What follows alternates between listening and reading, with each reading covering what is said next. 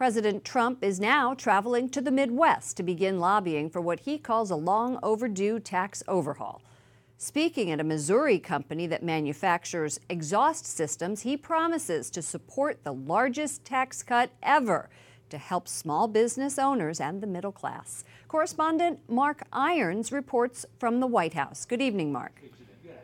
Good evening, Lauren. The president visits the birthplace of the historic Route 66 highway known as America's Main Street.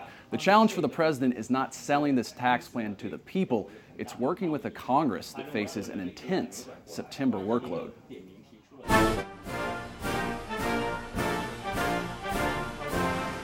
President Trump hits the heartland hoping to gin up support for his tax reform vision. Our self-destructive tax code cost Americans millions and millions of jobs, trillions of dollars, and billions of hours spent on compliance and paperwork. Stephen Moore worked on the Trump campaign and now advises the administration on reforming a tax code that hasn't been changed since 1986.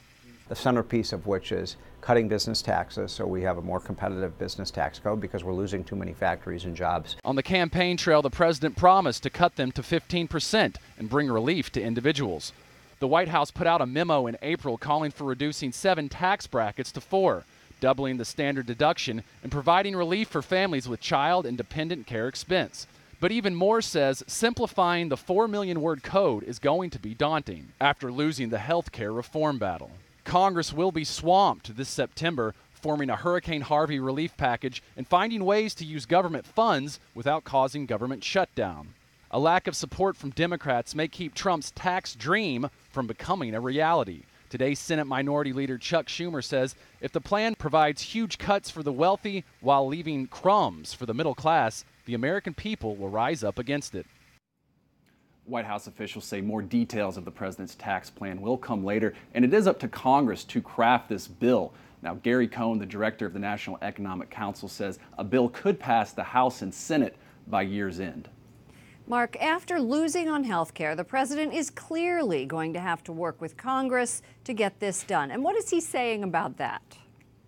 The president said today he does not want to be disappointed by Congress and that he is committed to working with them on tax reform. He also said at today's rally, "I think Congress is going to make a comeback." Okay. Correspondent Mark Irons at the White House.